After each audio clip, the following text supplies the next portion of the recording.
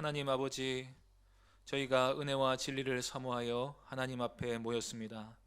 이 시간 가난한 심령, 의에 줄이고 목마른 마음을 우리에게 부어 주셔서 하나님의 뜻을 깊이 헤아리게 하여 주시고 하나님의 은혜 가운데 들어가게 하여 주시옵소서. 주 예수 그리스도의 이름으로 기도하옵나이다. 아멘.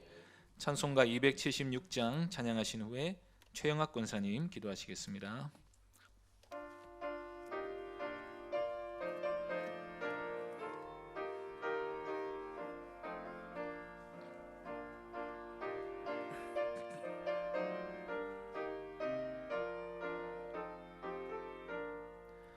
아버지여, 이 죄인을 용납하여 주시고 예수님의 이름으로 구원하여 주소서.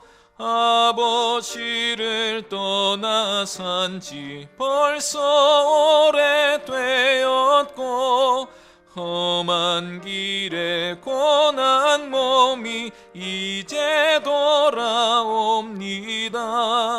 전에 하던 헛된 일을 애통하게 여기고 겸손하게 엎드려서 용서하심 빕니다. 은혜 감당 못하오나 회개하는 영혼과 나의 약한 육신까지 감히 드리옵니다. 나의 죄를 사하시려 주님 죽으셨으니 그 공로를 의지하여 주만 의지합니다. 아버지여, 용납하사 나를 품어주시고 주의 사랑 품 안에서 길이 살게 하소서. 아멘.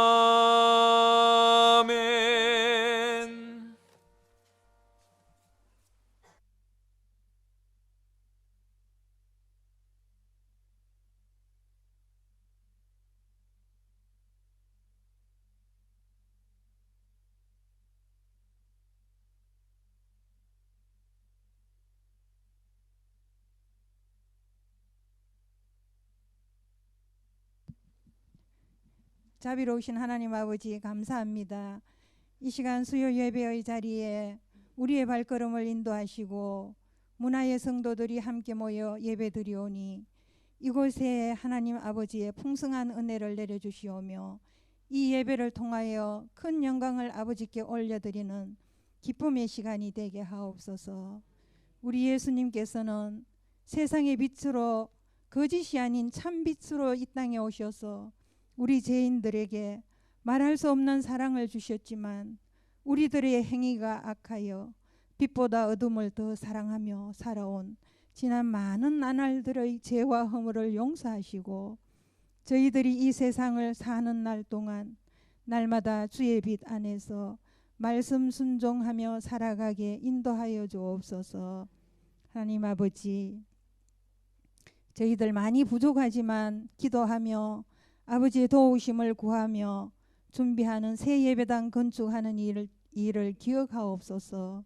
이 일에 관계하는 모든 사람들에게 선한 환경과 지혜를 주셔서 기쁨으로 맡은 일들을 잘 감당케 하옵시고 순적하게 인도하셔서 계획대로 잘 진행되며 안전사고도 없게 하시고 주민들과의 관계도 화평케 하여 주옵소서.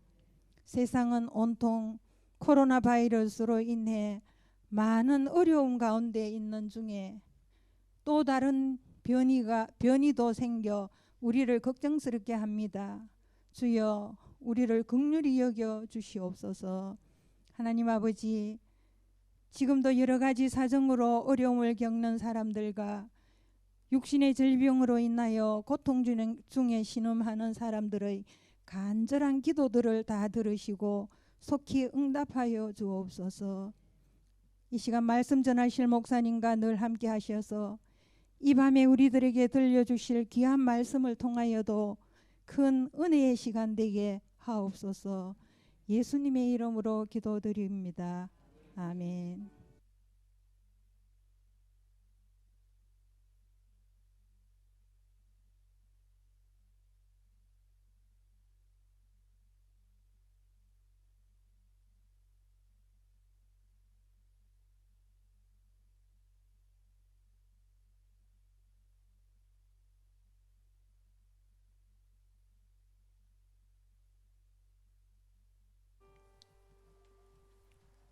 함께 보실 하나님 말씀은 열왕기하 21장 1절부터 9절까지입니다.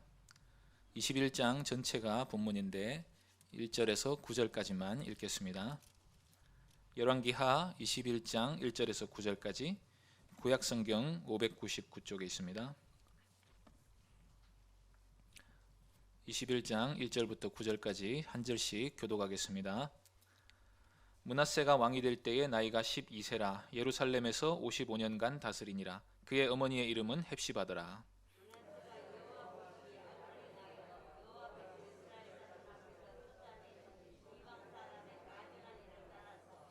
그의 아버지 히스기야가 헐어버린 산당들을 다시 세우며 이스라엘의 왕 아합의 행위를 따라 바알을 위하여 제단을 쌓으며 아세라 목상을 만들며 하늘의 1월 성신을 경배하여 섬기며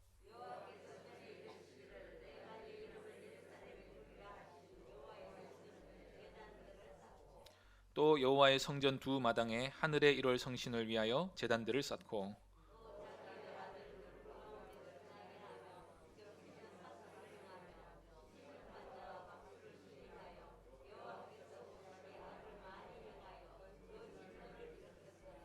또 자기가 만든 아로새긴 아세라 목상을 성전에 세웠더라.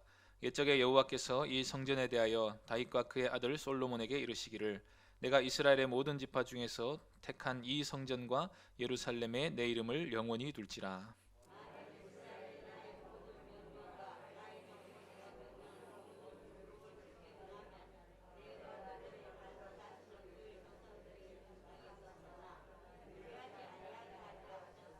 함께 읽겠습니다. 이 백성이 듣지 아니하였고 므낫세의 깸을 받고 악을 행한 것이 여호와께서 이스라엘 자손 앞에서 멸하신 여러 민족보다 더 심하였더라. 아멘. 이 시간 유다를 범죄하게 한 므낫세라는 제목으로 하나님 말씀 전하겠습니다. 21장 전체를 다 읽지도 않았는데 벌써부터 암담한 마음이 드는 본문 말씀입니다. 므낫세 이야기는 히스기야의 아들 므낫세가 악을 행했고 온 나라를 범죄하게 만들어서 하나님이 심판을 선언하셨다 하는 얘기입니다. 이 안에서 무언가 한 줄기 소망의 빛은 없는가 해서 찾아보면 21장 안에서는 잘 보이지가 않습니다. 므낫세가 지은 죄악이 너무 크고 그런데 또 너무 오래 살았습니다.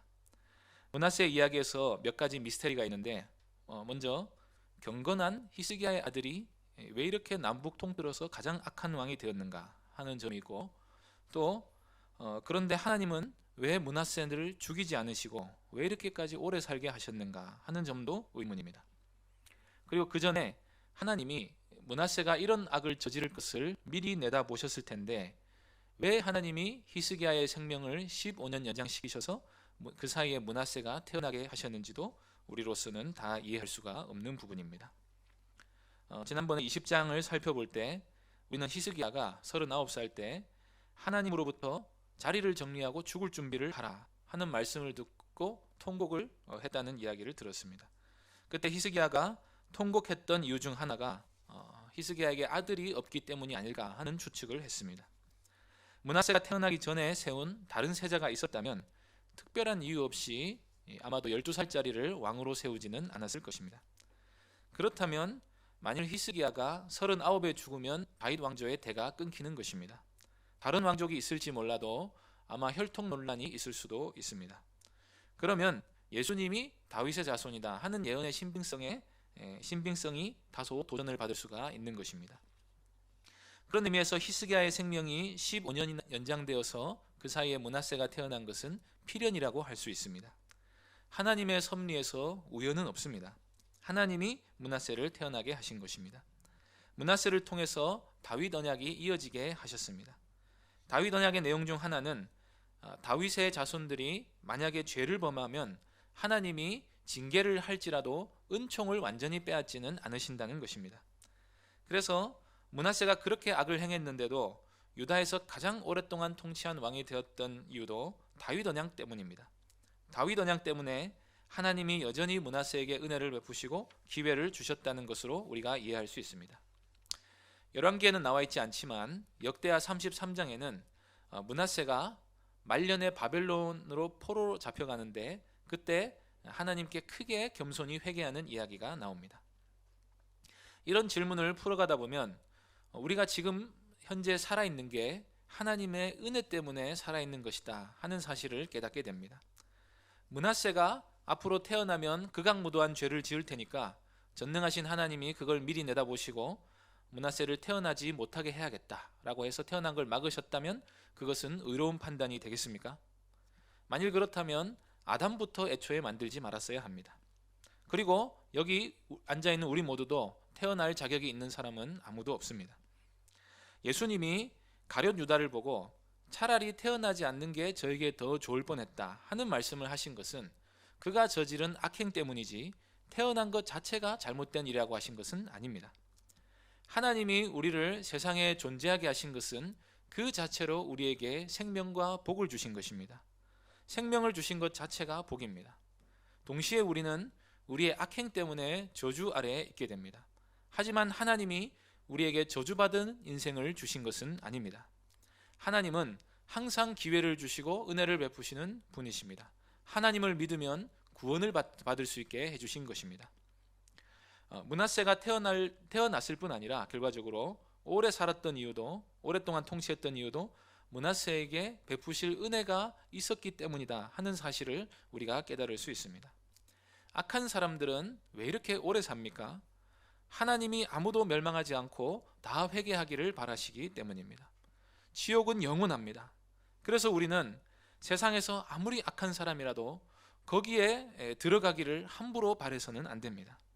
악인들 때문에 세상이 망가지고 역사가 잘못되고 피해자들의 고통이 너무나 크다 할지라도 하나님이 마지막 때가 되면 다 신원해 주실 것입니다. 그러니 악인들이 오래 살더라도 회개하고 하나님께로 돌아오는 게 최선인 것입니다. 하나님이 므낫세의 생명을 다윗 언약 때문에 함부로 하지 않으셨다 하는 사실을 므낫세의 아들 아몬의 이야기를 통해 우리가 생각해 볼 수 있습니다. 므낫세의 아들 아몬은 20살의 왕이 되었는데 아버지 므낫세의 악행을 그대로 본받았습니다. 그래서 아몬의 통치 2년 차에 신하들이 반란을 일으켜서 아몬을 살해했습니다. 므낫세의 폭정을 겨우 견뎠는데 그래서 아들에게 기대를 걸었다가 아마 크게 실망했던 모양입니다. 그런데 놀랍게도 국민들이 일어나서 아몬을 죽인 신하들을 잡아서 죽였습니다. 아무리 악한 왕이라도 다윗 왕조를 건드는 것은 국민들도 용납하지 못할 일이었다는 것입니다. 다윗도 사울을 2번이나 죽일 기회가 있었음에도 불구하고 하나님이 기름 부으신 자를 함부로 손대지 않고 하나님의 손에 모든 것을 맡겨드렸는데 신하들이 자기들 마음에 들지 않는다고 함부로 하나님이 세우신 또 다윗의 후손인 왕의 생명을 건든다는 것은 악한 일이라는 것입니다. 하나님이 이렇게 다윗 언약을 지지하신다 하는 사실을 므낫세의 오랜 통치와 아몬을 죽인 신하들을 국민들이 심판했다 하는 사실을 통해서 우리가 생각해 볼 수 있습니다. 열왕기 기자가 의도적으로 신하들이 반역을 저질렀다 그렇게 쓰고 있는 것입니다. 그런데 이렇게 다윗 언약을 기억하시는 하나님의 신실하심과 또 오래 참으심에도 불구하고 유다는 심판을 선고받습니다. 하나님이 심판하실 때는 심판하실 만큼 악이 가득 찼다는 이야기입니다. 더 이상 회복이나 회개의 소망이 없고 심판하셔야 하는 상태가 되었다는 뜻입니다. 므낫세가 태어나기 전에 남유다는 이미 하나님께로부터 심판을 선고받았습니다. 경건한 히스기야 왕 때에 하나님이 이사야 선지자를 통해서 때가 되면 예루살렘이 바벨론에 의해서 완전히 털리는 날이 올 거라고 말씀하신 바가 있습니다. 열왕기하 20장 17절 18절 말씀을 제가 읽겠습니다. 여호와의 말씀이 나를 이르리니 왕궁의 모든 것과 왕의 조상들이 오늘까지 쌓아두었던 것이 바벨론으로 옮긴 바 되고 하나도 남지 아니할 것이요 또 왕의 몸에서 날 아들 중에서 사로잡혀 바벨론 왕궁에 환관이 되리라 하셨나이다 하니. 이 말씀은 장차 일어날 심판에 대한 예언의 말씀도 되지만 가깝게는 히스기야에게 선고하신 경고의 말씀입니다. 하나님을 사랑하고 의지하던 경건한 왕에게 하나님이 이런 두려운 말씀을 하셨습니다. 그 이유가 무엇입니까? 히스기야가 나름대로 개혁을 추구하고 또 경건을 추구하고 했어도 유다 사회 전반에 뿌리내린 죄악이 여전히 하나님을 진노하시게 하고 있었기 때문입니다. 우상 숭배와 불의함이 사회 전반에 가득 차 있었습니다. 유다 가운데 죄악이 얼마나 깊게 침투해 있었는가 하는 사실을 우리는 이사야서를 통해서 읽을 수가 있습니다. 이사야 1장에서 하나님은 유다 백성들을 향해 이렇게 외치십니다. 이사야 1장 10절 말씀입니다. 너희 소돔의 관원들아 여호와의 말씀을 들을지어다. 너희 고모라의 백성아 우리 하나님의 법에 귀를 기울일지어다. 유다 관원들은 소돔의 관원들이고 유다 백성들은 고모라의 백성들이라고 하십니다. 지도자나 백성들이나 다 소돔과 고모라 수준이 되어 있었다는 말입니다. 이 하나님의 탄식은 므낫세가 태어나기 전에 하신 말씀입니다. 이사야 1장에서 하나님이 유다를 어떻게 고발하시는지 보시기 바랍니다. 이사야 1장 13절에서 15절을 읽겠습니다. 헛된 재물을 다시 가져오지 말라. 분향은 내가 가증히 여기는 바요 월삭과 안식일과 대회로 모이는 것도 그러하니 성회와 더불어 악을 행하는 것을 내가 견디지 못하겠노라. 내 마음이 너희의 월삭과 정한절기를 싫어하나니 그것이 내게 무거운 짐이라. 내가 지기에 곤비하였느니라. 너희가 손을 펼 때에 내가 내 눈을 너희에게서 가리고 너희가 많이 기도할지라도 내가 듣지 아니하리니 이는 너희의 손에 피가 가득함이라. 하나님께서 유다 백성들의 손에 피가 가득함을 보십니다. 히스기야 나름대로 노력했지만 이미 유다를 향한 하나님의 진노는 하늘을 찌르고 있었습니다. 히스기야의 개혁이 사람들의 내면을 변화시키는 데까지 가지 못했고 또 사회 전반 구석구석 뿌리내린 우상 숭배를 철저하게 뿌리 뽑지는 못했던 것입니다. 한마디로 역부족이었던 것입니다. 그래서 지금 유다의 상황은 양쪽의 무게가 같아서 균형을 유지하고 있는 천칭과도 같습니다. 한쪽에는 하나님의 인내라는 추가 올려져 있고 다른 한쪽에는 유다의 죄악이라는 추가 올려져 있습니다. 여기서 죄악의 추를 조금만 올리면 한쪽으로 무게가 급격히 쏠려서 심판으로 기울어질 상황이 되었습니다. 지금 하나님의 인내심이 한계에 달해 있는 상황입니다. 이때 유다 나라가 하나님을 구하고 회개함으로 하나님께 마음을 돌이키면 이 천칭은 은혜와 회복으로 기울게 될 것입니다. 반면에 여기서 범죄를 조금만이라도 더하면 즉 유다의 죄악이 완전히 가득 차게 되면 이 천칭은 심판으로 기울 것입니다. 이런 상황에서 므낫세가 등장한 것입니다. 그런데 놀랍게도 므낫세는 유다가 므낫세 하나 때문에 망했다고 해도 좋을 정도로 온갖 악행을 일삼습니다. 그러지 않아도 위태한 유다를 확실히 망하게 한 장본인이 바로 므낫세입니다. 므낫세가 왜 이렇게 악한 왕이 되었는지 우리가 분명히 알기는 어렵습니다. 그런데 므낫세가 무슨 악을 저질렀는지는 분명히 나와 있습니다. 이 시간 성경을 보면서 므낫세가 무슨 악을 저질렀는지를 먼저 함께 살펴보겠습니다. 먼저 2절에서는 므낫세의 악행을 한마디로 이렇게 정의하고 있습니다. 2절 말씀 보시겠습니다. 므낫세가 여호와 보시기에 악을 행하여 여호와께서 이스라엘 자손 앞에서 쫓아내신 이방 사람의 가증한 일을 따라서 악을 행했는데 므낫세의 악행은 이 가나안 땅에서 쫓겨난 이방 사람들의 가증한 행위를 본받았다 하는 말입니다. 가나안 족속이 심판을 받은 이유는 그들의 악행 때문입니다. 가나안 주민들은 가증한 종교와 가증한 문화를 가지고 있었습니다. 그래서 하나님이 그들을 다 쫓아내셨습니다. 그런데 므낫세가 하나님 앞에서 쫓겨난 이방인들의 타락한 종교와 행습들을 다시 가져옵니다. 제가 성경에 기록된 대로 쭉 목록을 작성해 보니까 5가지로 정리가 되었습니다. 첫째로 3절에 보면 므낫세는 산당들을 세웠습니다. 그의 아버지 히스기야가 헐어버린 산당들을 정성껏 다시 세웠습니다. 유다 역사 내내 산당이 애를 먹인 것을 히스기야 때 드디어 대청소를 했는데 그걸 기어이 다시 세운 것입니다. 산당은 하나님을 가지고 우상 숭배하는 장소였습니다. 하나님께 예배드린다고는 하는데 하나님이 정하신 대로 예배드리지 않고 자기 편의대로 제사하고 하나님께 소원을 비는 장소가 산당이었습니다. 그리고 하나님을 예배하는데 이교의 풍습, 바알을 섬기던 풍습을 그대로 가져와서 예배하기도 한 곳이 산당입니다. 므낫세가 그 산당들을 다 복구했습니다. 둘째로 므낫세는 바알과 아세라의 제단을 쌓았습니다. 이것은 아합의 행위를 따른 것입니다. 바알 때문에 하나님이 얼마나 진노하셨는지를 아합의 집을 하나님이 예후의 손을 빌어서 쓸어버린 이야기로 우리가 잘 알 수가 있습니다. 그리고 이 아세라는 바알과 세트입니다. 바알의 아내가 아세라입니다. 이 남신 여신 구도가 이 종교에 음행이 들어오게 만든 것이죠. 사람들이 음란하기 때문에 우상도 음란하게 만들었습니다. 므낫세가 그 아세라 목상을 만들어서 가나안 풍습을 그대로 따랐습니다. 셋째로 하늘의 1월 성신을 경배하여 섬겼습니다. 1월 성신은 주로 아수르가 섬기던 신들이라고 합니다. 므낫세 때는 그 이전으로부터 아수르의 위협에 늘 시달리던 시대입니다. 아수르는 자기네들의 종교와 문화를 약소국에 강요하기로 유명했습니다. 여기서 우리는 므낫세가 온갖 종교를 받아들인 이유가 이 위기를 극복하기 위해서 무언가 의지할 대상을 끊임없이 찾아다닌 것이었다 하는 사실을 생각할 수 있습니다. 이것은 므낫세가 아하스 왕을 본받은 것입니다.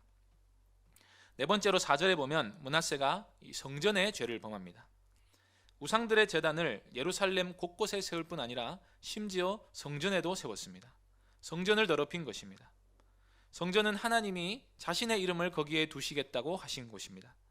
그래서 그 어디보다도 거룩하게 구별되어야 할 성전에 우상의 제단들을 쌓았다 하는 것은 하나님을 아예 업신여기고 있다는 뜻입니다. 므낫세가 성전에 세운 제단들은 5절에 보면 1월 성신을 위한 제단을 쌓았고 7절에 보면 므낫세가 만든 아세라 목상을 또 성전 안에다 세웠다고 합니다. 하나님의 교회 안상홍 증인들이 아버지 하나님뿐 아니라 어머니 하나님이 있다고 하는데 성전 안에다가 아세라 목상을 세운 게 꼭 그와 같은 짓인 것입니다. 다섯 번째로 이방 종교의 가증한 풍습을 따라합니다. 도무지 해서는 안 될 짓까지 했습니다. 6절 말씀 보시겠습니다. 또 자기 아들을 불 가운데로 지나게 하며 점치며 사수를 행하며 신접한 자와 박수를 신임하여 여호와 보시기에 악을 많이 행하여 그 진노를 일으켰으며, 자기 아들을 불 가운데 지나가게 한 것은 몰렉 신에게 인신제사를 바쳤다는 말입니다. 이 인신제사는 아무 때나 드리지 않습니다. 국가적인 위기 때나 국왕이 자기 아들을 공개적으로 이 제물로 바치는 것입니다. 이것을 보면 역시나 므낫세 때 아수르의 위협을 많이 받았다는 것을 짐작할 수 있습니다. 그때 므낫세는 자기 아들을 불태워 바치는 극악무도한 짓까지 자행했습니다. 그리고 강신수를 행합니다. 박수무당을 궁중에 불러들여서 예루살렘이 귀신들의 놀이터가 되게 했습니다. 이런 정도의 우상 숭배는 남유다를 다 합쳐도 이 역사 내내 들어본 적이 없는 규모입니다. 므낫세는 가나안 풍습을 너무나도 좋아했습니다. 주변 나라의 신들을 다 매력적으로 여겼습니다. 그래서 솔선수범해서 여러 우상들을 예루살렘과 심지어 성전 안까지 들여놓았습니다. 그리고 자기가 제일 먼저 나서서 우상에게 경배하는 모습을 보여주었습니다. 지도자들이 악을 행하면 백성들이 그대로 본받게 됩니다. 특히 고대에서 왕의 언행은 하나하나가 사람들에게 다 영향력이 있습니다. 그런데 사람들은 선한 것을 본받는 데는 아주 더뎌도 악행은 아주 쉽게 본받지 않습니까? 그래서 므낫세가 장기간 통치하면서 가나안 문화를 적극 도입하자 반세기 만에 백성들이 돌이킬 수 없는 수준으로 타락해버리고 말았습니다. 그러지 않아도 우상 숭배가 여기저기 퍼져 있어서 하나님의 진노가 극에 달해 있는데 므낫세가 적극적으로 우상 숭배를 장려해버린 셈이 된 것입니다. 이런 종교적 악행뿐 아니라 므낫세가 포악한 정치를 펼칩니다. 16절 말씀 보겠습니다.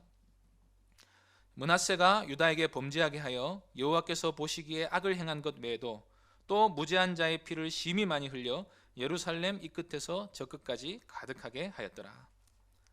므낫세는 무고한 사람을 많이 죽였습니다. 특히 바른말 하는 신하들이나 선지자들을 많이 죽였던 것 같습니다. 대표적으로 이사야 선지자가 이 므낫세에 의해서 끔찍한 죽음을 당했다고 알려져 있습니다. 히브리서 11장 37절에 보면 톱으로 켜는 것과 하는 말이 있는데, 이 므낫세가 이사야 선지자를 두 판자 사이에 끼워 넣고 톱으로 썰어서 죽였다고 합니다. 이 우상 숭배는 십계명의 첫머리를 어기는 것입니다. 십계명의 근본을 어기는 사람이 나머지 계명을 잘 지킬 리가 없습니다. 지킨다 할지라도 부분적으로, 형식적으로, 표면적으로 지킬 뿐이지 계명을 율법의 정신에 맞게 지키는 법은 없습니다. 그래서 이스라엘의 우상 숭배는 항상 이 사회적 불의와 함께 갔습니다. 아모스 선지자나 미가 선지자가 우상 숭배와 사회적 불의의 관계를 주로 외친 것으로 유명합니다. 사실 이 적극적으로 사람이 죄를 지으려면 하나님이 없다고 말해야 합니다. 아니면 자기가 믿는 신이 자기처럼 불의한 신이어야 합니다. 므낫세의 우상 숭배 규모를 보면 그가 저지른 악행이 얼마나 심했을지를 우리가 알 수가 있습니다. 성경은 므낫세가 흘린 무죄한 피가 예루살렘 이 끝에서 저 끝까지 가득할 정도였다고 말하고 있습니다. 므낫세는 잔인하고 폭력적인 왕이었습니다. 어느 면에서 아수르의 포악한 군주들과 다를 바가 없었습니다. 그런데 이런 므낫세의 악한 행위를 백성들이 본받습니다. 9절 말씀 보시겠습니다. 이 백성이 듣지 아니하였고 므낫세의 꾀물 받고 악을 행한 것이 여호와께서 이스라엘 자손 앞에서 멸하신 여러 민족보다 더 심하였더라. 왕이 악을 행하면 왕 하나로 끝나지 않고 결국 나라 전체가 죄악에 빠져버린다는 데 문제가 있는 것입니다. 유다의 죄가 어느 정도 만연해 있었느냐? 그 전에 있던 여러 가나안 족속들, 너무 타락해서 하나님이 진멸하셨던 여러 민족보다 더 심각하게 타락했다는 것입니다. 이 말이 무슨 뜻이겠습니까? 그러면 하나님이 그 전에 잣대로 가나안 주민들을 다 죽이셨다면, 심판하셨다면 이제 유다도 심판하셔야 하는 상태가 되었다는 말입니다. 그래서 하나님이 므낫세가 저지른 악행을 보시고 선지자들을 보내 이렇게 말씀하십니다. 10절 11절 말씀 보겠습니다. 여호와께서 그의 종 모든 선지자들을 통하여 말씀하여 이르시되 유다 왕 므낫세가 이 가증한 일과 악을 행함이 그 전에 있던 아모리 사람들의 행위보다 더욱 심하였고 또 그들의 우상으로 유다를 범죄하게 하였도다. 먼저 선지자들을 통해서 죄를 지적하십니다. 악행의 수위는 전에 가나안 땅을 차지하고 있던 아모리 사람들보다 더 심하게 범죄하였다고 하십니다. 그래서 하나님이 심판을 12절에서 선언하십니다. 그러므로 이스라엘의 하나님 여호와가 말하노니 내가 이제 예루살렘과 유다에 재앙을 내리리니 듣는 자마다 두 귀가 울리리라. 재앙에 대한 이 선포가 얼마나 두려운지 그 말씀을 듣고 사람들이 충격을 받게 될 거라는 뜻입니다. 그리고는 하나님이 전에 북이스라엘을 심판했던 잣대로 유다도 심판하겠다고 말씀하십니다. 13절입니다. 내가 사마리아를 잰 줄과 아합의 집을 달인보던 추를 예루살렘에 베풀고 또 사람이 그릇을 씻어 엎음같이 예루살렘을 씻어버릴지라. 줄과 추는 측량 도구입니다. 하나님이 북이스라엘을 측량하시고는 기준에 미치지 못했기 때문에 결국 심판을 단행하셨습니다. 그 결과 북이스라엘이 완전히 망했습니다. 아수르 왕이 민족 혼합주의 정책을 썼기 때문에 아브라함의 자손이라고 자신의 혈통을 주장할 수 있는 사람이 남아나지 않게 되었습니다. 그 똑같은 기준으로 예루살렘을 측량해서 심판하시겠다는 것입니다. 얼마나 크게 심판하십니까? 예루살렘을 완전히 씻어버리겠다. 그 안에서 악을 행하는 더러운 인간들이 하나도 남지 않게 깨끗이 씻어서 엎어버리겠다고 하십니다. 그릇을 씻어서 엎으면 남은 물기마저 다 떨어져 마르게 됩니다. 사람 하나도 남지 않게 하시겠다는 것입니다. 그렇게 해서 예루살렘을 정화시키겠다고 말씀하십니다. 구체적으로 이 심판은 원수들에 의해 시행될 것입니다. 14절입니다. 내가 나의 기업에서 남은 자들을 버려 그들의 원수의 손에 노략거리와 겁탈거리가 되리니. 여기서 남은 자들이란 유다와 베냐민을 말합니다. 이스라엘의 10지파는 이미 날아갔습니다. 심판을 받아서 10지파는 사라졌습니다. 이제 2지파밖에 안 남았는데 하나님이 그마저도 버린다고 하십니다. 하나님은 자기 백성을 쉽게 버리는 분이 아니시죠. 그런데 이제는 버려야 할 상태가 되었다고 하십니다. 하나님이 버려버리시면 원수들이 달려들게 되어 있습니다. 이스라엘은 하나님의 백성이기 때문에 항상 사탄의 표적이 되어 있습니다. 그래서 이방 나라들이 항상 주변에서 이스라엘을 없애겠다고 득실거리고 있습니다. 지금까지는 하나님이 이스라엘의 방패가 되신 것입니다. 그런데 하나님이 이스라엘을 이제 버려버리시면 그만 원수가 곧바로 와서 삼켜버리는 것입니다.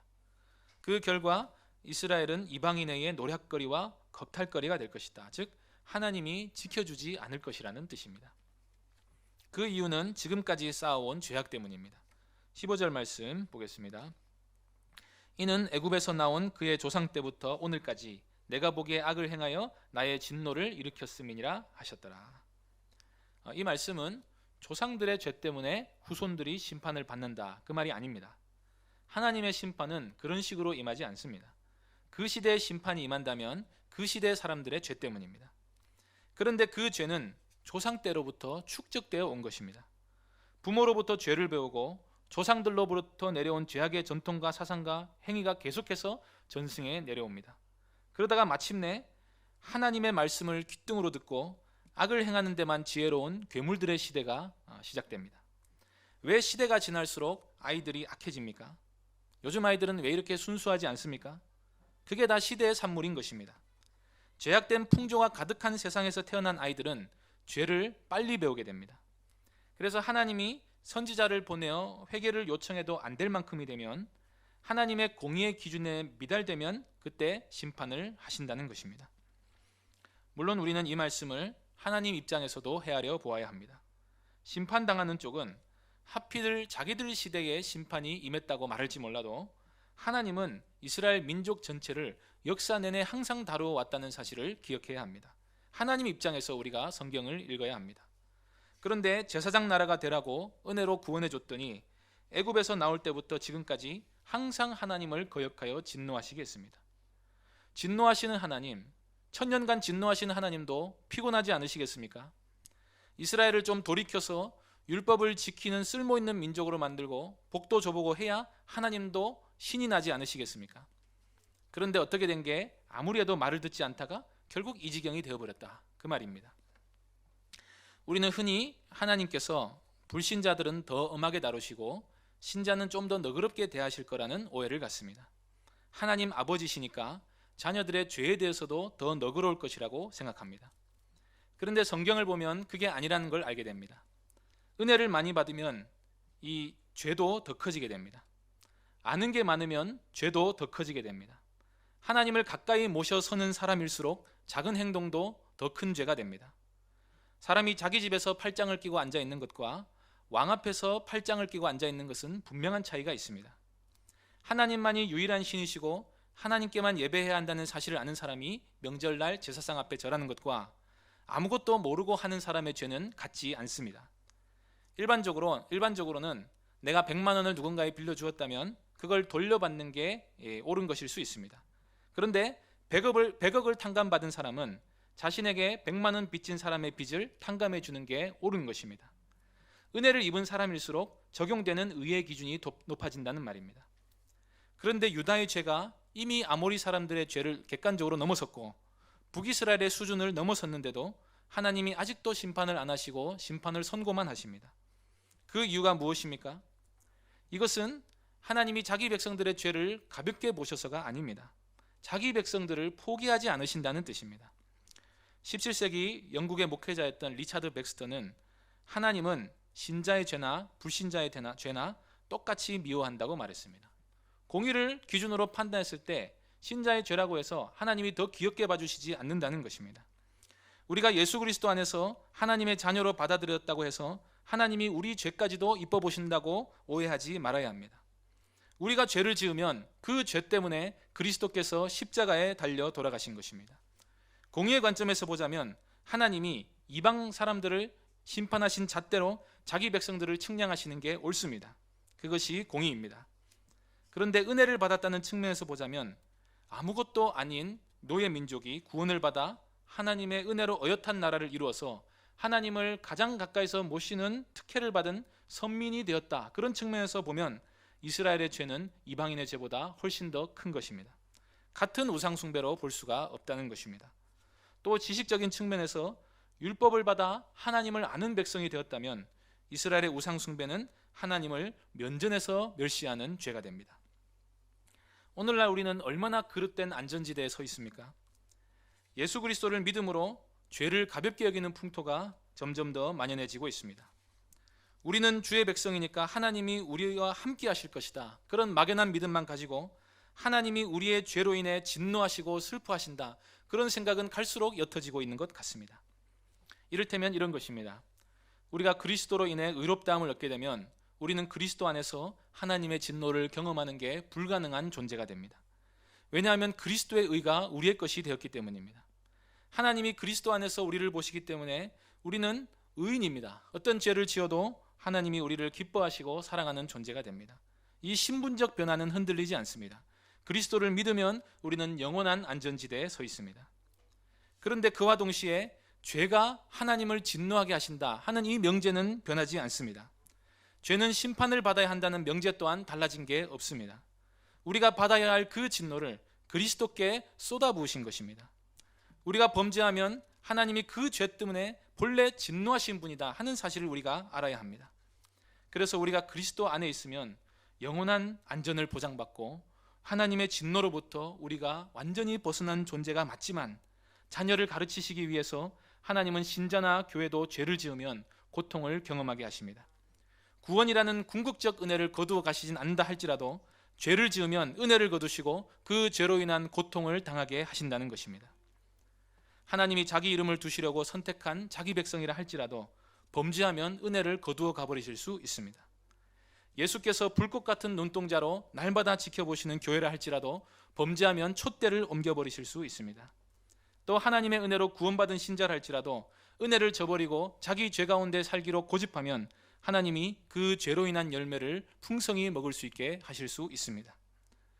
몇 년 전에 우리나라에서 최고의 CCM 가수였던 분이 불륜 사건에 휘말려서 모든 명예를 다 잃고 사람들 앞에서 비난의 대상이 되어서 아주 비참하게 된 적이 있었습니다. 이분의 죄는 생각보다 오래되고 깊은 것이었고 개인적으로 회개하고 회복하신 것 같은데 그 삶이 예전처럼 회복되기는 아마 어려울 것으로 생각됩니다.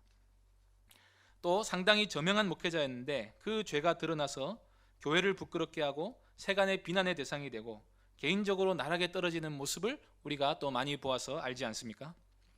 비단 유명한 사람들, 유명한 교회들 뿐이겠습니까? 오늘날 우리는 우리 시대가 속한 교회들을 볼 때 하나님이 충만히 기뻐하시는 교회, 하나님의 말씀을 적극적으로 따르는 교회, 예수 십자가만을 자랑하는 교회, 성령으로 충만한 교회들이라고 말할 수 있습니까? 교회 안에 죄인들이 거듭나는 모습을 본 지가 너무나도 오래되었습니다. 예배의 감격이 사라진 지가 너무나 오래되었습니다. 세속주의가 교회에 침투하여 하나님의 말씀에 근거하지 않고 교회 운영을 세속적으로 합니다. 돈이 중심이 되고 세상이 불의하다고 여기는 방법을 교회도 그대로 씁니다. 재무관계가 투명하지 않아서 세간의 비난의 대상이 됩니다. 교회 지도자들이 부당하게 부를 가져갑니다. 교회가 자기의 영광만 구하고 하나님의 영광을 구하지 않습니다. 신자들이 성경 말씀에는 관심이 없고 자기 행복만을 추구합니다. 예배를 하나님을 위해 드리지 않고 자기의 기분에 맞게 변형시킵니다. 종교 간의 대화를 시도한답시고 교회가 수용하지 말아야 할 교리들을 수용합니다. 복음을 전하는 교회가 거의 없습니다. 죄를 지적하는 설교가 사라지고 있습니다. 사람들의 세속적 비위를 맞추기 위한 설교가 크게 인기를 끌고 있습니다. 성화를 위한 노력을 찾아보기 힘들고 예수 믿고 구원받았으니 이제 세상에서 번영하는 일만 남았다고 합니다. 신비주의가 판을 쳐서 교회를 난잡하게 하는데도 말리는 사람이 없습니다. 교회다운 교회를 찾기가 어려워서 참된 신자들이 꼴을 찾아 이 교회 저 교회로 헤매고 있습니다. 젊은 신자들의 성윤리가 세상의 모습을 그대로 따라가고 있습니다. 하나님이 교회에 이런 모습이 만연해 있는 것을 보고도 여전히 기뻐하시겠습니까? 우리가 알아야 할 것은 주님의 교회는 영원하지만 지교회는 사라질 수도 있다는 것입니다. 요한계시록에서 예수님의 말씀을 전해받은 소아시아 7교회 중에 지금까지 남아있는 교회는 하나도 없습니다. 유럽에서 종교개혁이 일어났지만 거의 씨가 다 말라버렸습니다. 미국 교회도 빠르게 타락하고 있습니다. 우리나라 교회는 안전합니까? 바른 길로 가고 있습니까? 하나님이 촛대를 옮기지 않으시리라는 보장이 있습니까? 어떤 분이 스위스에서 신앙생활을 하는데 그렇게 좋은 나라에 살면서도 영적으로는 황무지 같아서 너무나도 괴롭다는 이야기를 들은 적이 있습니다. 교회가 바르게 서지 못하면 그 안에 있는 우리도 함께 고통을 당하게 됩니다. 우리가 하나님을 향해 계속해서 전진하지 않고 성장하지 않고 있다면 그것은 퇴보하고 있다는 뜻입니다. 거룩을 위한 노력이 사라진 교회는 타락하고 있는 것입니다. 그렇게 계속해서 은혜에서 물러나다가 하나님의 측량줄에 딱 걸리면 하나님이 은혜를 거두어 가버리시는 때가 올 수 있습니다. 므낫세는 이미 심판이 선고된 나라를 물려받았습니다. 12살짜리 어린 왕이 악을 행할지 선을 행할지 알 수가 없습니다. 그런데 므낫세는 악을 행하는 쪽을 택했습니다. 그 결과 므낫세는 심판 쪽으로 무게추 큰 거를 하나 올려놓은 인물이 되었습니다. 그러면 반대로 이 시점에서 므낫세가 히스기야처럼 하나님을 구하고 선을 행했다면 어떤 결과가 있었겠습니까? 하나님께서 히스기야 때 내리기로 하신 그 진노를 유예시키고 그리고 나중에는 거두실 수도 있는 것입니다. 그래서 각 사람 각 교회는 시대적 사명이라는 게 있습니다. 오늘날 우리는 단순히 예전에 충만했던 교회, 예전에 부흥했던 교회를 그리워하는 데서 그쳐서는 안 됩니다. 저는 개인적으로 교회에서 은혜를 받고 사역자가 되기로 결심한 시점부터 교회의 영적인 침체를 경험하기 시작한 세대입니다. 저희 세대는 다 비슷한 경험이 있습니다. 폭발적인 성장 같은 걸 본 적이 없습니다. 사람들이 교회에 모여들고 신앙생활이 너무 재밌다 하는 경험보다 과거의 영광만을 기억하는 교회들 때문에 고통을 당한 경험이 더 많은 세대입니다. 그러면 우리는 무엇을 해야 합니까? 시대를 잘못 태어났다고 말해야 합니까? 우리는 우리 할 일을 해야 됩니다. 교회에 생기가 없으면 어떻게 해야 됩니까? 하나님이 교회에 신자들의 거듭남의 역사를 주지 않으시는 것 같으면 어떻게 해야 합니까? 사람들을 탓하고 시대를 탓해야 됩니까? 우리가 더욱 하나님께 납작 엎드려서 은혜를 구해야 하는 것입니다. 이럴 때 우리가 세상의 낙을 쫓아가고 세속의 논리를 따라가고 하나님을 멀리하고 우리의 영광만을 구하는 우상 숭배를 그치지 않는다면 므낫세의 길을 가는 것입니다. 안 그래도 하나님이 기뻐하지 않고 계신데 상황을 더 악화시켜서 지교회가 와해되고 무너지는 것을 눈으로 보는 세대가 될 수도 있습니다. 온 세상 교회들의 죄를 다 나열하는 것 말고 그러면 우리가 돌이켜야 될 죄에는 무엇이 있겠습니까? 제가 가장 안타까워하는 부분은 사람들 가운데 하나님의 말씀을 사모함이 점점 식어지고 있다는 것입니다. 말씀에 대한 무지와 무관심이 날이 갈수록 커지고 있습니다. 성경 읽지 않아도 당장에 불편한 거 없고 마음에 갈증도 없습니다. 마음이 도무지 가난하지 않습니다. 의에 줄이고 목마르지 않습니다. 그리고 말씀을 읽기는 읽는데 계시된 말씀 그대로 이해하고 순종하려는 노력이 없습니다. 하나님 중심으로 말씀을 이해하지 않고 자기 이익을 따라 말씀을 이해합니다. 식당을 다니다 보면 어떤 곳은 분명히 교회 다니는 사장님이다 하는 것을 알 수 있게 해주는 액자들이 걸려 있습니다. 그런데 저는 거의 90% 이상 복을 달라는 말씀 외에는 보지 못했습니다. 말씀을 우상숭배처럼 활용하는 일이 너무나도 많습니다. 그리고 하나님이 성경에서 뭐라고 말씀하셨어도 결정적인 상황에서 자기 욕심이나 감정을 따를 때가 너무나 많습니다. 미워하지 말아야 하는 거 다 압니다. 말씀을 들을 때는 우리가 원수까지 사랑해야 한다는데 다 동의합니다. 그런데 예배 마치고 나오면 미운 사람이 딱 보입니다. 그때 우리가 뭐라고 말합니까? 미워서 미워한다고 말합니다. 미운 짓을 또 한다고 합니다. 또는 내가 원수를 사랑해야 하는 건 맞는데 잘 안 된다고 해버리고 맙니다. 그게 무엇을 뜻하는지 아십니까? 여전히 하나님 말씀보다 자기를 높이고 있는 것입니다. 그리고 자꾸 계시된 말씀에 무언가를 덧붙이는 경우가 너무나도 많습니다. 말씀은 그런데 해보면 이렇다 합니다. 바른 해석을 알려주어도 꼭 그렇게만 볼 수 없다고 말해버립니다. 그러니까 진리가 하나가 안 되니까 교인들의 마음도 하나가 되지 않는 것입니다. 다 자신의 생각을 높이고 말씀을 상대적으로 낮추어 버립니다. 말씀에 도달하지 못하는 자기를 부인하는 게 아니라 말씀을 부인하는 일이 오늘날 성령을 근심하게 하시는 근본적인 죄악이라고 생각합니다. 하나님의 말씀을 귀담아 듣지 않은 결과 우리는 분별력을 잃어버리게 되었습니다. 그래서 무엇이 선인지 악인지 선명하게 분별하지 못합니다. 그래서 세상과 친구 삼아 버립니다. 야고보는 세상과 벗된 것이 하나님과 원수된 것이라고 했습니다. 그런데 무엇이 세상과 벗된 것인지 분별해내지 못합니다. 세상 사람들과 똑같은 가치관을 가지고 똑같은 방식의 삶을 사는 게 세상과 벗된 것입니다. 남들처럼 성공하고 돈 벌어서 안락한 삶을 살겠다 하는 가치관 위에 신앙을 살짝 보태면 그게 바로 영적인 간음이 됩니다. 성경이 우리에게 무엇라고 말씀하셨습니까? 믿음의 선한 싸움을 싸우라. 영생을 취하라. 영생을 취하는 사람은 영생을 위해서 지금의 삶을 사는 사람입니다. 무엇이든지 내가 지금 이 일을 하는 이유가 영생을 위한 것이 되어야 합니다. 지금 우리는 이 세상에서 무언가를 거두기 위해서 심고 있지만은 않습니까? 아니면 영생을 위해서 썩어지지 않을 것을 심고 계십니까? 하늘의 보화를 쌓아두십니까? 이 세상의 보화를 쌓아두십니까? 어디가 우리의 최종 목적지입니까? 하나님 나라에서 영원히 살기 위해 믿음을 세우고 덕을 세우고 사랑이신 하나님을 닮는 존재가 되기 위해 애쓰는 삶을 살고 계십니까? 우리 대부분은 우리의 삶에서 돌이켜야 될 부분이 무엇인지를 알고 있습니다. 성령께서 우리 각자에게 깨닫게 해주시는 부분이 있을 것입니다. 하나님이 우리에게 어떤 시대적 사명을 품고 살아야 할지를 알려주는 부분이 있을 것입니다. 깨달았다면 힘써 행해야 됩니다. 그것이 바로 참된 회개입니다. 먼저 우리 시대의 교회가 지금 얼마나 무너져 있는지를 이해하는 게 우선이라고 생각됩니다. 그 다음으로는 우리가 진정한 의미에서 복음으로 돌아가야 합니다. 진리의 말씀을 이해하고 분별하려고 몸부림쳐야 합니다. 그리고 이 진리를 위해서 사는 삶이 되도록 우리의 생활을 재조정해야 됩니다.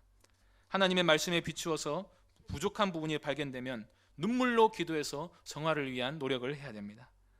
그렇게 하나님이 우리를 용서하시고 우리의 마음을 돌이켜주신 날을 고대해야 합니다. 노래로만 입술로만 부흥을 외칠 게 아니라 행함과 진리로 그리해야 합니다. 우리가 어떤 이 기로에 서 있는 시대라고 생각해야 될 것 같습니다. 그래서 우리 각자가 므낫세가 되어서 심판을 앞당기는 주체가 되지 않고 하나님께 진실로 겸비한 모습으로 은혜의 시대를 앞당기는 데 쓰임받는 귀한 성도님들 되시기를 바랍니다. 하나님 아버지, 므낫세의 악행과 그에 따른 심판의 이야기를 보면서 참 죄가 얼마나 하나님을 진노하시게 하고 그 죄로 인해서 하나님이 얼마나 마음 아파하시고 또 괴로워하시는지를 우리가 보았습니다. 그와 동시에 우리가 참 므낫세와 같이 이 심판을 앞당기는 존재가 아니라 하나님께 은혜와 긍휼을 구하여 겸손히 매달리면 또 하나님께서 은혜를 베풀어 주실 수 있다 하는 사실을 믿고 또 이 시대적 사명을 감당하는 그런 존재가 되기를 원합니다. 하나님 우리를 불쌍히 여겨 주시고 하나님께 매달릴 때에 다시 우리를 은혜로 충만하게 채워 주시옵소서. 주 예수 그리스도의 이름으로 기도하옵나이다. 아멘. 귀한 말씀 감사드립니다. 여인덕 강도사님이 어제부로 본교회에 부임을 했습니다. 지금 사역을 하고 있는데 주일날 우리 인사를 하도록 하겠습니다. 찬송가 213장 찬송하고 함께 기도하고 축도로 예배를 마치겠습니다.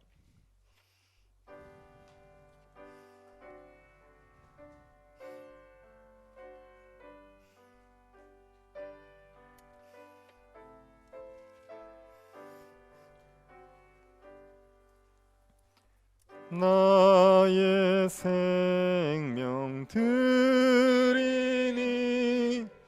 주여 받아 주셔서 세상 살아갈 동안 찬송하게 하소서. 손과 발을 드리니 주여 받아 주셔서 주의 일을 위하여 민첩하게 하소서.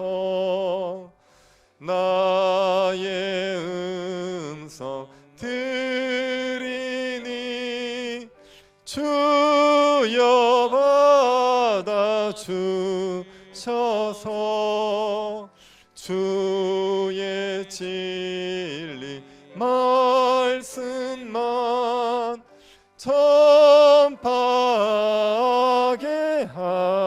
하소서. 나의 보화 드리니 주여 받아 주셔서 하늘나라 위하여 주 뜻대로 쓰소서. 나의 시간 드리니 주여 받아 주셔서 평생토록 주 위에 봉사하게 하소서. 아멘. 몇 가지 기도 제목 가지고 같이 기도하겠습니다. 말씀을 기억하면서 기도합시다. 한국교회가 쇠퇴기에 접어들었다고 말하는 시대를 우리가 살아가고 있는데, 교회가 해오던 악한 습관들을 그대로 답습하면서 이 땅의 교회를 쇠락시키는데 기여하는 그런 교회가 되지 않게 하여 주시고, 하나님의 십자가 복음을 우리가 굳게 붙들어서 부의 그 역사를 이루는데 함께 쓰임받는 그런 교회가 되게 해달라고 기도합시다.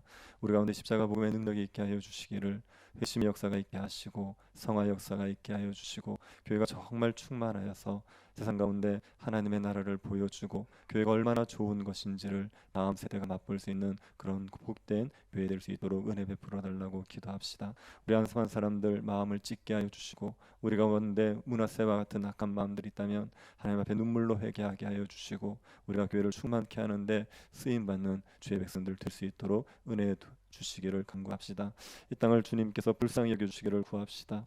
코로나로 고통받는 땅을 불쌍히 여겨주시고, 이 땅의 죄악을 용서해 주시고, 이 땅에 주님께서 얼굴을 비추어 주셔서 이 고통이 속히 사라질 수 있도록 주님께서 긍휼을 베풀어 주시기를 간구합시다. 새 교회당 건축을 위해서도 주께서 선하게 인도하여 주셔서 설계자에게 지혜 주시기를, 설계 기간 동안 주님께서 지혜 부어주시고 능력 더하여 주셔서 가장 좋은 설계를 할 수 있도록 은혜 베풀어 달라고 기도해 주십시오. 그리고 성탄절 예배를 위해서도 기도해 주시고, 교회가 한 해를 잘 마무리하고 새해를 준비할 수 있도록 은혜 베풀어 주시기를 같이 한번 기도하겠습니다. 하나님 아버지, 저희들에게 주님께서 새로운 시대, 하나님 아버지 새 역사들을 우리가 꿈꾸며 살아갈 수 있도록 우리 가운데 주님의 은혜를 내리워 주신 것을 감사드립니다. 하나님 아버지, 저희들 이 땅에 하나님의 하나님 앞에서 죄악을 더하는 그런 악하고 어리석은 자들이 되지 않게 하십시오. 이미 하나님의 진노 가운데 교회가 쇠락해져 가고 있고, 교회의 충만함을 너무나도 많이 잃어버려서 교회 가운데 있는 수많은 악한 관습과 죄악으로 말미암아 교회가 충만함을 잃어버리고 있는 시대를 살아가고 있는데, 하나님 우리가 마음을 찢게 하십시오.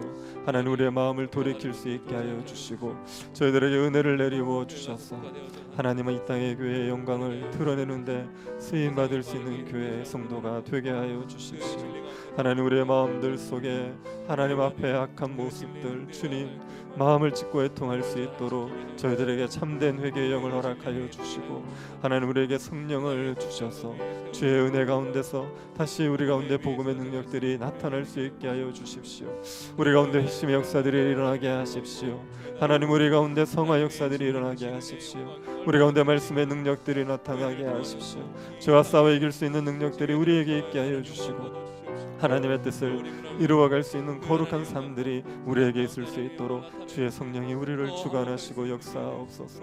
하나님 아버지, 이 땅을 불쌍히 여겨주셔서 하나님 코로나로 고통받고 있는 이 땅을 주님이 하나님의 능력의 손으로 만져주시기를 원합니다. 우리의 인간의 지혜로 아무리 애써보지만, 하나님 우리가 아무리 막아보려 하지만 하나님 아버지 우리의 힘으로 할 수 없음을 고백하오니, 주님의 그 얼굴을 우리에게 비추어 주시고 그 능력의 손을 부풀어 주셔서 우리 가운데 치유가 일어날 수 있도록, 우리 가운데 회복 역사가 일어날 수 있도록 주님 허락하여 주시옵소서. 하나님 아버지, 교회를 주의 은혜 가운데서 충만케 하시기 위하여 우리에게 이 복된 일들 허락하여 주시니 감사드립니다.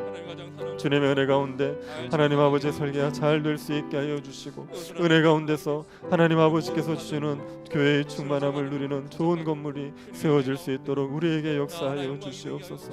설계자에게 지혜와 능력 더하여 주십시오. 하나님 아버지의 은혜를 베풀어 주셔서 하나님의 역사하심으로 말미암아 하나님께서 이 모든 가정들을 하셨다 성도들이 같이 고백할 수 있도록 저희들에게 은혜를 더하여 주시기를 원합니다.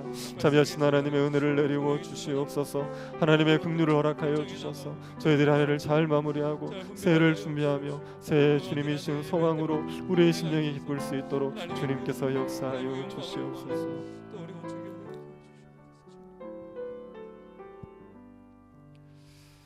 지금은 우리 주 예수 그리스도의 은혜와 하나님의 사랑과 성령의 교통 위로하심이 하나님의 말씀 앞에서 자신을 처 복종케 하며 교회의 충만함을 위해서 쓰임 받기를 소원하는 사랑하는 주의 백성들에게 지금으로부터 영원토록 함께 있을지어다. 아멘.